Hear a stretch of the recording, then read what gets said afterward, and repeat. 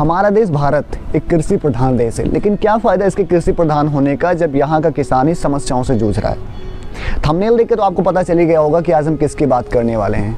क्यों किसान प्रोटेस्ट कर रहा है, क्या कारण है इसके प्रोटेस्ट करने का, और अब तो यहाँ तक कि किसान रेलवे ट्रैक्स को भी रोक रहे हैं। भाई क्या रीज़न इसके पीछे? क्या इसके पीछे कोई पॉलिटिकल पार्टीज इन्वॉल्व हैं या किसान के लिए कुछ ऐसा किया गया जो उनको पसंद नहीं है? वीडियो को लास्ट तक देखते रहिएगा, सारा कुछ मैं क्लियर करने वाला हूं। तो हेलो गाइस, मेरा नाम है केबी सिंह और आप देख रहे हैं वो नॉलेज। अगर आप मेरे चैनल पे पहली बार विजिट कर रहे हैं तो सब्सक्राइब कीजिए, बेल आइकन दबाइए ऑल, ताकि आपको नोटिफिकेशन मिले जैसे हम वीडियो अपलोड करते हैं। जानकारी के लिए मैं आपको बता दूं कि अगर आप किसान हैं तो अकॉर्डिंग टू करंट सिचुएशन आप अपनी क्रॉप्स को 3 जगह पे बेच सकते हैं। पहला लोकल मार्केट, और दूसरा एपीएमसी मंडी, और तीसरा एमएसपी।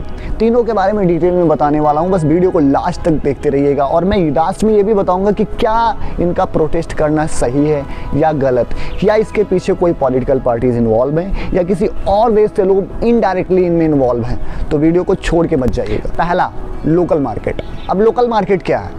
लोकल मार्केट जहां पर हर छोटा किसान, लगभग छोटा किसान का बड़े किसान भी अगर उनके पास ज़्यादा क्रॉप्स नहीं होती तो अपने जान पहचान के किसी दुकानदार या जान पहचान के किसी साहूकार व्यापारी के पास ले जा करके अपनी फसल को बेच देते हैं। अब वो सोचते हैं कि ट्रांसपोर्ट पर खर्चा लगा करके इसको अलग या मंडीज में ले जाने से बढ़िया है कि इसको हम यहीं पर लोकल मार्केट में बेच दें। अब इससे नुकसान क्या होता है उनको? इससे नुकसान ये होता है कि पहली बात तो उनके पास ट्रांसपोर्ट का खर्चा नहीं है, दूसरी बात उनके पास इतनी क्रॉप्स नहीं, इतनी फसल नहीं कि उसको वो बाहर मंडियों में ले जा सकें, तो उनको यहाँ पर बेच देते हैं थोड़े कम दामों में, और उसी क्रॉप्स को वो ले जा करके जो साहूकार हैं या दुकानदार हैं उनको एमएसपी पे बेच करके या एपीएमसी मंडीज में बेच करके बीच का प्रॉफिट कमा लेते हैं। तो लगभग लोकल मार्केट में लगभग किसान यही कर रहे हैं, क्योंकि उनके पास में दूसरा कोई ऑप्शन भी नहीं है और ना तो उनके पास ट्रांसपोर्ट पर खर्चा करने के लिए इतना ज़्यादा पैसे भी हैं। और इसी को सॉल्व करने के लिए सरकार ने दूसरा ऑप्शन दिया, जिसको हम लोग बोलते हैं एपीएमसी मंडी। अब एपीएमसी मंडी क्या है, लास्ट तक देखिएगा तब समझ में आएगा। इसमें आपको ट्रांसपोर्ट पे खर्चा लगा करके आपको अपनी फसल को लेकर के एपीएमसी मंडी पहुंचना होता है, और उसको कंट्रोल करती है स्टेट गवर्नमेंट।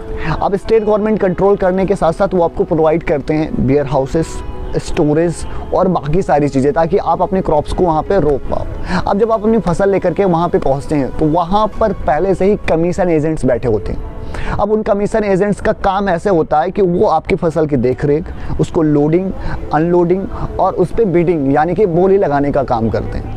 और वो ऐसे रिएक्ट करते हैं कि वो आपके फसल के लिए, मतलब पहली बार वो देख रहे हैं आपकी फसल और पहली बार उसका बिडिंग का प्रोसेस होता है। लेकिन अब इसमें करप्शन कैसे होता है? इसमें करप्शन का प्रोसेस ये है कि वहाँ पर जो साहूकार होते हैं, वहाँ पर जो बिडर्स होते हैं, उनमें पहले ही साँठ-गाँठ हो जाती है।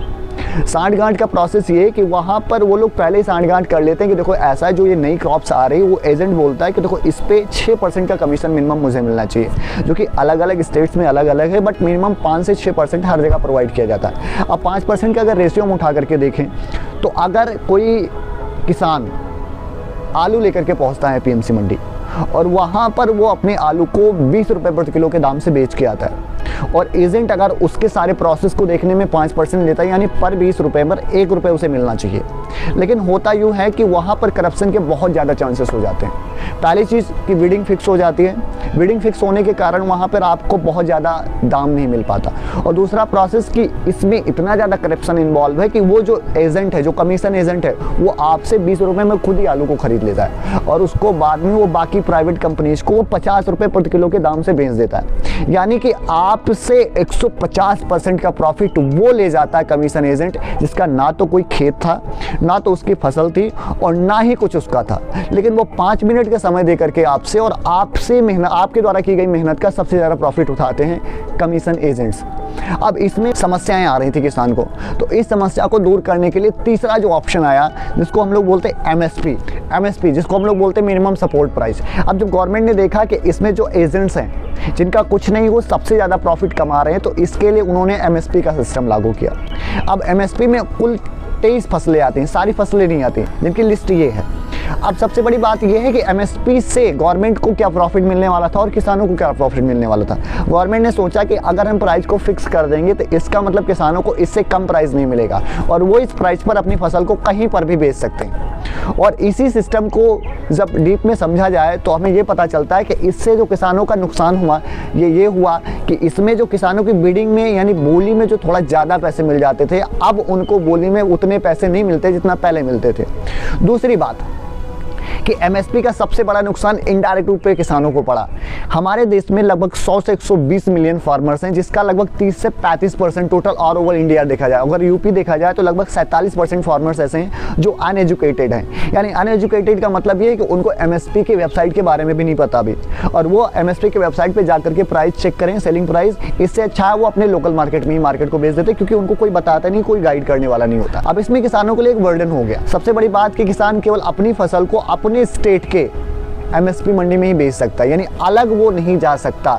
अब सबसे बड़ी प्रोसेस ये है कि मान लो आप अगर इस डिस्ट्रिक्ट में रहते हो, जहाँ से अगले डिस्ट्रिक्ट की जो एमएसपी मंडी है वो पास में है, और आपकी जो एमएसपी मंडी है वो यहाँ से लगभग 80 किलोमीटर या 90 किलोमीटर दूर पे है।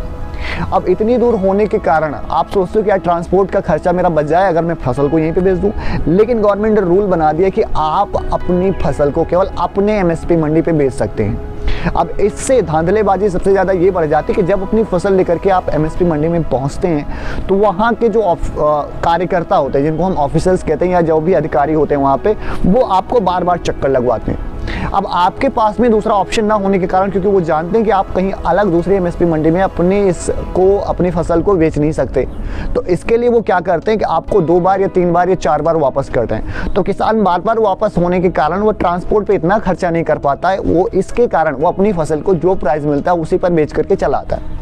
अब यहाँ पे सबसे बड़ी धांधलेबाजी ये होती है कि जो वहाँ के अधिकारी होते हैं, जो वहाँ के लोग होते हैं, कार्य करने वाले कार्यकर्ता, वो उससे कम दामों पे खरीद कर उसी फसल को एमएसपी के रजिस्टर पर, जो गवर्नमेंट का रजिस्टर है, उस पर ज़्यादा दाम जो एमएसपी का प्राइस होता है उसको चढ़ा करके बीच का प्रॉफिट वो खुद कमा लेते हैं। अब इसमें सबसे बड़ा नुकसान होता है गवर्नमेंट को। पहली बात तो गवर्नमेंट को एमएसपी प्राइस पे अपनी फसलों को खरीदना पड़ता है आपकी, और उसके बाद में उसको 2 रुपये प्रति किलो के और 3 रुपये प्रति किलो पर राशन कार्ड पे देना पड़ता है। और अगर अच्छा इंफ्रास्ट्रक्चर ना होने के कारण, अच्छे वेयर हाउसेस ना होने के कारण लगभग 10% क्रॉप्स जो होती हैं, 10% जो फसल हैं, यानी कि टोटल देखा जाए तो 90,000 करोड़ की फसल हर साल बर्बाद हो जाती है एक अच्छा इंफ्रास्ट्रक्चर ना होने के कारण। तो ये सारा नुकसान सहना पड़ता है गवर्नमेंट को। यहाँ पर भी एमएसपी मंडी में भी जब समस्याएं हो रही थी, इन्हीं सारी समस्याओं को गवर्नमेंट ने सॉल्व करने के लिए 3 बिल लागू किए। अब जो ये बिल नए लागू किए जिसके कारण किसान प्रोटेस्ट कर रहा है, अगर ये इतना ही अच्छा है तो किसान प्रोटेस्ट क्यों कर रहा है? पहला रीज़न ये है कि इसमें इन्होंने ये कहा कि आप अपनी क्रॉप्स को किसी भी प्राइवेट कंपनीज को या किसी भी लोकल मार्केट में आप अपनी क्रॉप्स को एक अच्छे दाम में बेच सकते हो, जिसके कारण उन्होंने एमएसपी का प्रोसेस हटाना शुरू कर दिया। अब किसान कहते हैं कि अगर किसान ये सोच रहा है कि अगर एमएसपी हट गया तो इसका मतलब ये होगा कि बाद में जो प्राइवेट कंपनियां हैं वो मनचाहा प्राइस उनको देंगी और जितने में चाहेंगे उतने में खरीदेंगे, क्योंकि उनके पास दूसरा ऑप्शन नहीं होगा।